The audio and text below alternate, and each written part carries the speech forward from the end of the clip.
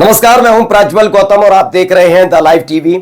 आज middle east से जुड़ी कई बड़ी महत्वपूर्ण खबरें आप तक पहुंचाने जा रहा हूं। इन सब की शुरुआत करूंगा, लेकिन उससे पहले एक नजर डालते हैं टॉप 10 पर। इजरायल और फ्रांस के बीच जबरदस्त तनाव देखने को मिला। फ्रांस का आरोप है कि यरूशलेम में उसके कर्मचारियों को इजरायली पुलिस ने हिरासत में रखा। प्रेस टीवी के मुताबिक स्पेन ने इजरायल जाने वाले 2 अमेरिकी जहाजों को अपने बंदरगाहों पर रुकने की अनुमति देने से इनकार कर दिया। एक ताजा रिपोर्ट के मुताबिक ट्रंप की ईरान के खिलाफ ज्यादा से ज्यादा दबाव बनाने की योजना पर काम कर रहा है। ईरान के सर्वोच्च नेता अली खामेनेई ने दावा किया है हमास और हिजबुल्लाह को खत्म करने में इजरायल पूरी तरह से नाकाम रहा। मिडिल ईस्ट मॉनिटर नाम की वेबसाइट ने दावा किया कि इजरायल ने गजा और लेबनान में लड़ने के लिए भेजे गए अपने सैकड़ों स्कूल टीचर्स को वापस बुला लिया। यमन में गजा और लेबनान के समर्थन में लाखों लोग सड़क पर उतरे। इस दौरान फिलिस्तीन के समर्थन नारे लगे। इजरायल में किए गए एक नए सर्वे के मुताबिक रक्षा मंत्री गैलेंट की बर्खास्तगी के बाद नेतन्याहू सरकार बेहद कमजोर हो गई है। अब ईरान के खिलाफ यूक्रेन ने बड़ा कदम उठाया है। यूक्रेन ने ईरान से एयर कम्युनिकेशन पूरी तरह से बंद कर दिया। लेबनान के 4 शहर पर इजरायली विमानों ने जबरदस्त बमबारी की, जिसकी कई वीडियोस भी जारी की गई। वहीं इजरायली अर्थशास्त्री एरन यशीव का दावा है कि नेतन्याहू खर्चीले हैं और इसलिए ट्रंप जल्द ही नेतन्याहू को सत्ता से हटा सकते हैं। द लाइव टीवी, सच सबसे आगे। और अब दोस्तों खबरें विस्तार से। दरअसल कई महत्वपूर्ण खबरें हैं आज, लेकिन शुरुआत में करूंगा इजरायल को लगे कई झटकों की, क्योंकि कई ऐसी रिपोर्ट निकल कर आई हैं जिसमें दावा किया जा रहा है कि इजरायल को सत्ता से हटाने की कोशिश भी की जा सकती है। और यह दावा कोई और नहीं कर रहा, बल्कि इजरायल के अपने ही अर्थशास्त्रियों से लेकर इजरायल के ही अपने लोग कर रहे हैं। ये क्या कुछ दावे किए जा रहे हैं, एक एक करके सिलसिलेवार तरीके से दिखाऊंगा, लेकिन उससे पहले आपको दिखाने जा रहा हूं कि इजरायल की सेना को लेकर दावा क्या किया गया। तो खबर पढ़िए, ब्रेकिंग है। इजरायली मीडिया ने ही दावा कर दिया है कि 3000 में लोगों से कहा गया था कि आप इजरायल की सेना में भर्ती होने के लिए आइए। मतलब एक पूरा रिक्रूटमेंट फॉर्म भरा गया था, दिया गया था कि आइए आइए आइए, 3000 लोगों की जरूरत है, उनको शामिल करना है। लेकिन खबर यह आई है इजरायली मीडिया के मुताबिक 3000 में से केवल 240 यहूदी ही वहां पर पहुंचे। सेना में भर्ती आदेशों का जवाब दिया गया कि हां, उसमें भी पहुंचे नहीं है। 240 ने कहा चलिए हम शामिल होने के लिए तैयार हैं।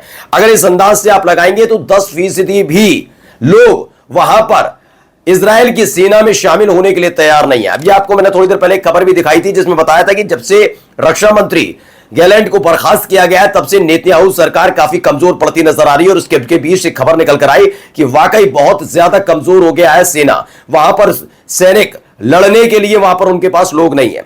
अब जब एक तरफ यह खबर आई है तो वहीं दूसरी तरफ यह भी है कि जो लोग सैनिक नहीं थे उन लोगों को जबरदस्ती गजा और लेबनान भेजा गया था। खास तौर पर किनको? उन लोगों को जो पढ़ाने लिखाने का काम करते थे। जी हां, खबर आई थी कि जब सैनिकों की कमी इजरायल के अंदर होने लगी तो स्कूल टीचर्स को भेज दिया गया, उनको वापस बुलाया जा रहा है। खबर पढ़िए, इजरायल ने गजा लेबनान में लड़ने के लिए सैकड़ों स्कूल शिक्षकों को जो भेजा था उन्हें वापस बुलाया जा रहा है। इजरायल की येनेट न्यूज साइट है, उसने खबर को रिपोर्ट किया है और लिखा कि इजरायली कब्जे वाली सेना ने हाल ही में महीनों में गजा और लेबनान में लड़ने के लिए सैकड़ों स्कूल शिक्षकों को भेजा था। यह सैनिकों और अधिकारियों की भारी कमी से जूझ रहा है। बताया गया है कि लेबनान में भेजे गए थे सारे के सारे लोग और अब वापस बुलाए जा रहे हैं लड़ने के लिए। सैकड़ों स्कूल शिक्षकों को बुलाया है कि भाई आओ जाओ लड़ो, ये सारी चीजें की जा रही है। ये हालात पैदा किए गए कि इजरायल की येनेट न्यूज एजेंसी कहती है कि इन तमाम लोगों को वहां पर भेजा गया। अब आपको खबर दिखाता हूं तीसरी। इजरायल के अर्थशास्त्री हैं, उन्होंने जो बड़ा दावा कर दिया है उसने कहीं ना कहीं इजरायल प्रशासन की, खासकर नेतन्याहू प्रशासन की नींद उड़ा दी है। दरअसल खबर क्या है मैं आपको बताता हूं। खबर यह है कि इसमें बताया गया कि Trump may seek to remove high maintenance Netanyahu from power, Israeli economist says. ये इजरायली इकोनॉमिस्ट कौन है? दरअसल इनका नाम जो है वो है एरन यशीव।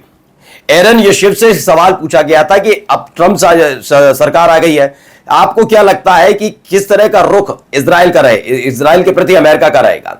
उन्होंने साफ साफ कहा कि इजरायल को लेकर रुख बहुत सख्त नहीं होने जा रहा है अमेरिका का, लेकिन यह बात सच है कि नेतन्याहू जिस तरह के नेता है उसको लेकर ट्रंप जरूर नाराज हो सकते हैं, क्योंकि नेतन्याहू क्या है, सबसे पहले अपने और अपने परिवार के बारे में सोचते हैं। ये अर्थशास्त्री जो एरन यशीव है उनका कहना है। पढ़िए क्या लिखा है, हिंदी में कन्वर्ट करके बताता हूं कि इजरायली अर्थशास्त्री का कहना है कि ट्रंप हाई मेंटेनेंस नेतन्याहू को सत्ता से हटा सकते हैं।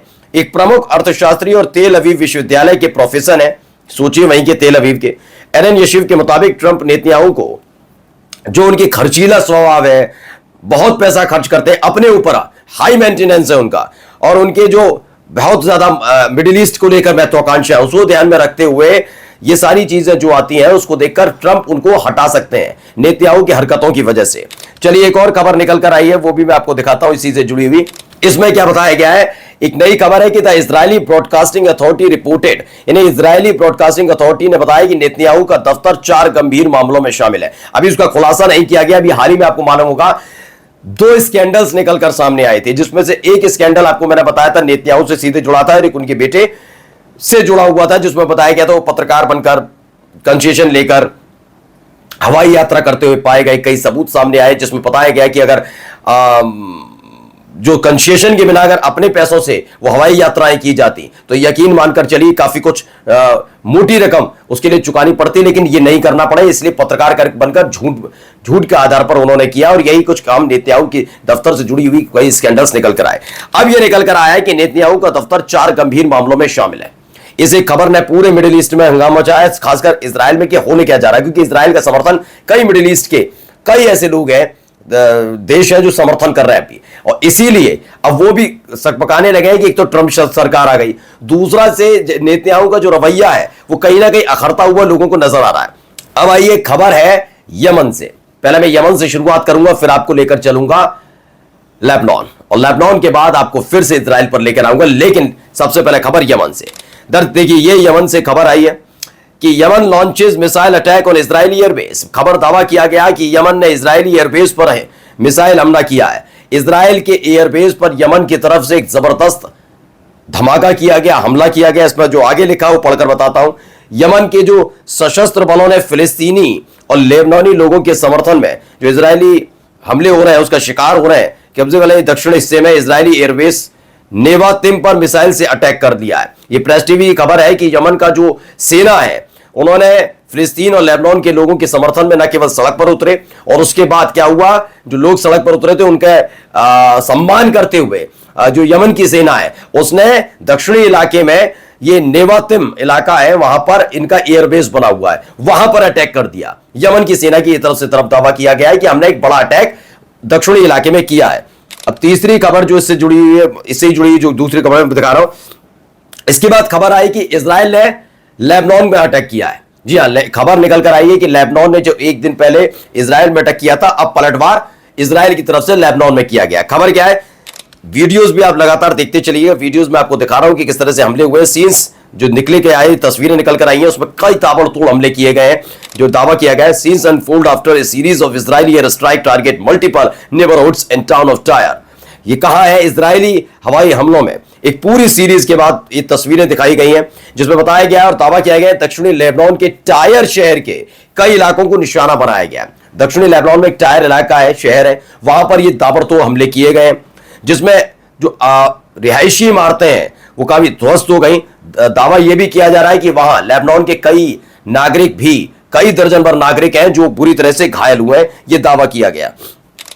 एक खबर दिखा रहा हूं, एक और वीडियो जिसमें की गई है, बताया नॉट एट ऑल, क्योंकि लगातार दावा किया जा रहा था कि वहां पर बहुत जबरदस्त तरीके से हमला हुआ, घायल हुए, लेकिन एक रिपोर्ट आई है जिसमें दावा किया गया है कि इस हमले में जो इजराइल ने लेबनान की टायर शहर पर किया वहां कोई हताहत या गंभीर रूप से घायल हुए पड़ी है। Not all yet but local reports indicated a high number of casualties in the attack। अभी तक कोई हताहत नहीं हुआ है, कहा गया है कि मतलब कि जानमाल की हानि नहीं है, लेकिन जो वहां की रिपोर्ट्स हैं उनके मुताबिक टायर पर 2 इमारतों पर निशाना बनाकर किए गए हमले में बड़ी तादाद में लोग घायल जरूर हुए हैं, इस बात का दावा किया गया है। अब ये वीडियोस देखिएगा, ये वीडियोस भी जारी किए गए, इसमें लिखा है footage capture the movement of Israeli air strike target in a residential building in the town of Majdal बलहिस।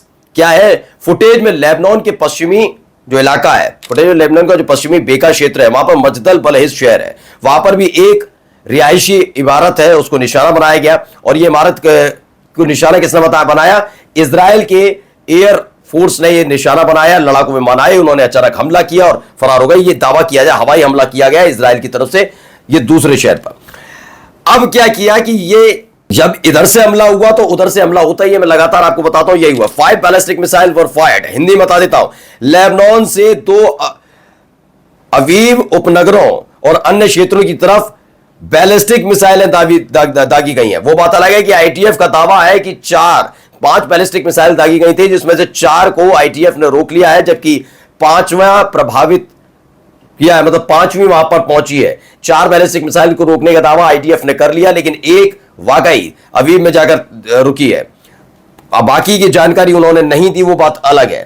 जाते जाते हिजबुल्लाह का एक आखिरी में दिखाने जा रहा हूं, ये वीडियोस दिखाना जरूरी है। मिडिल ईस्ट स्पेक्टेटर ने ट्वीट किया है, क्या लिखा, जो टेलीग्राम पर डाला है। मिडिल ईस्ट स्पेक्टेटर ने कहा कि हिजबुल्लाह ने हाइफा के उत्तर पश्चिम में इजरायली स्टेला मैरिस नौसैनिक अड्डे को नजरबंद मिसाइलों से निशाना बनाने का फुटेज जारी किया है।